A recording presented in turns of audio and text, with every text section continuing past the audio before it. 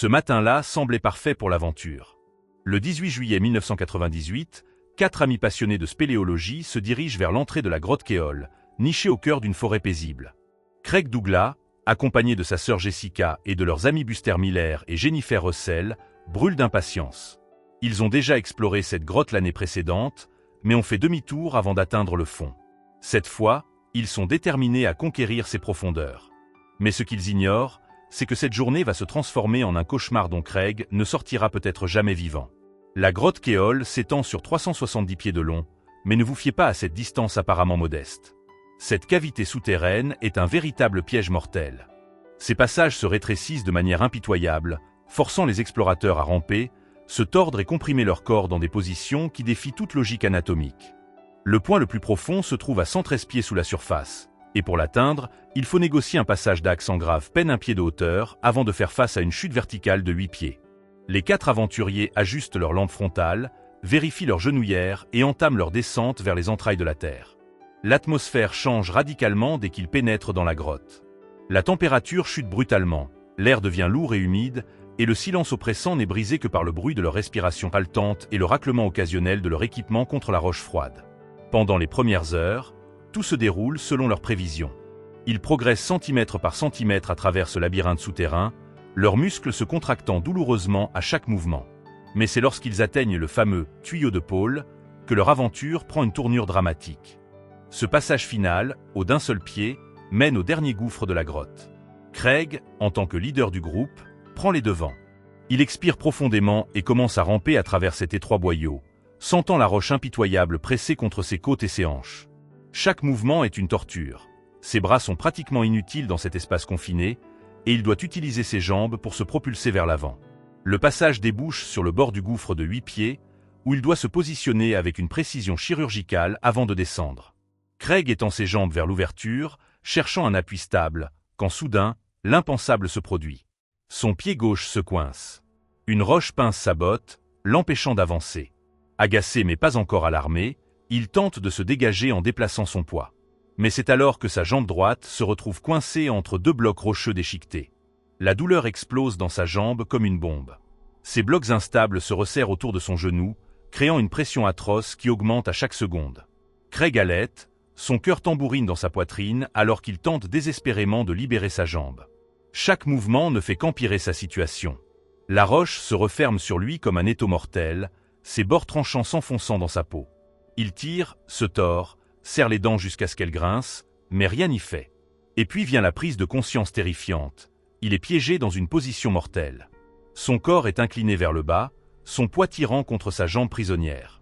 S'il perd ses forces et glisse, il se retrouvera suspendu au-dessus du gouffre, tout le poids de son corps reposant sur son genou coincé.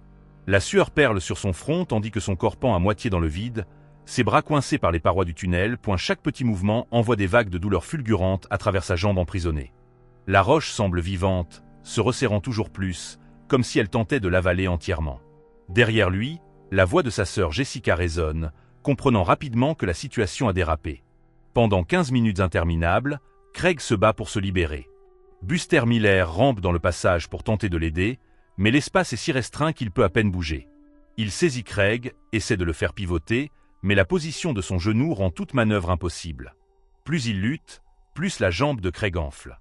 Sa respiration devient saccadée, ses bras commencent à trembler sous l'effort. Sa jambe entière est en feu, la pression donnant l'impression que son genou va être broyé en poudre. Sa position aggrave encore les choses. Tout le sang afflue vers sa tête, provoquant nausées et étourdissement. Il doit se redresser avant de perdre connaissance. Par un effort surhumain de volonté et de désespoir, Craig parvient à faire pivoter son torse juste assez pour se hisser dans une position plus stable. C'est épuisant, car il doit maintenant utiliser ses dernières forces pour maintenir sa tête et son dos droit, mais sa jambe reste profondément enfoncée dans la crevasse. Son cœur bat la chamade, la grotte lui semble plus petite, plus étouffante que jamais. Ils comprennent qu'ils ont besoin d'aide extérieure. Jennifer Russell, étant la plus rapide du groupe, est envoyée à la surface pour alerter les secours. Elle disparaît dans les tunnels, laissant les autres derrière elle. Comme Craig a du mal à redresser son corps, les autres tentent de bourrer des vêtements dans l'espace étroit pour lui donner un peu de soutien. La nuit la plus longue de leur vie commence. Quand les secouristes arrivent enfin, Craig est coincé depuis plus de 5 heures. Les premiers membres de l'équipe se faufilent difficilement vers le bas, évaluant la situation. C'est catastrophique. La jambe de Craig est maintenant visiblement enflée, la circulation sanguine est coupée, et s'il ne l'extrait pas rapidement, il pourrait perdre sa jambe, ou pire, sa vie. L'étroitesse de la grotte rend le sauvetage atrocement lent. Une seule personne à la fois peut travailler à sa libération. Il tente de le tirer, d'ajuster sa position, de lubrifier la roche avec de l'eau et de l'huile végétale. Rien ne fonctionne. Un nouveau danger apparaît alors, la température. La roche froide draine la chaleur corporelle de Craig. Il commence à grelotter de manière incontrôlable. S'il reste ainsi trop longtemps, l'hypothermie va s'installer. Les secouristes l'enveloppent dans une couverture de survie, placent un tapis sous ses hanches et font passer une ligne électrique dans la grotte pour alimenter un pistolet à air chaud. C'est la seule chose qui l'empêche de sombrer dans l'inconscience. Alors que la nuit se traîne, quelque chose d'encore plus terrifiant se produit. La qualité de l'air se dégrade. Les secouristes commencent à avoir du mal à respirer. Les niveaux d'oxygène ont chuté à 16,9%. Ils s'asphyxient lentement dans les profondeurs de la grotte. Ce n'est plus dangereux seulement pour Craig maintenant. Tout le monde vit sur du temps emprunté. Un système de ventilation est rapidement installé, de l'air frais est pompé à travers des tuyaux dans les tunnels, les maintenant à peine en vie mais apportant un soulagement crucial. Maintenant que les niveaux d'oxygène sont remontés, l'attention se reporte sur l'extraction de Craig. Cela fait maintenant plus de 30 heures qu'il est piégé. Son corps lâche, sa jambe ne lui semble plus appartenir, juste une masse de douleur et de poids mort. Les secouristes envisagent toutes les options. Sa position étant si anormale, ils considèrent même briser sa jambe puis le sortir après avoir ajusté les roches mobiles. Cependant, c'est seulement leur dernier recours.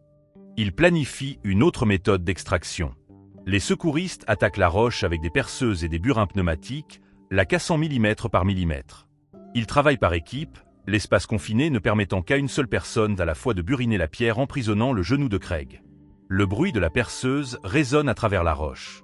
La respiration de Craig est devenue superficielle, ses frissons ont cessé, signe terrifiant que son corps atteint ses limites. L'hypothermie qui le menaçait depuis des heures resserre maintenant son étreinte. Mais les secouristes refusent de le laisser s'échapper.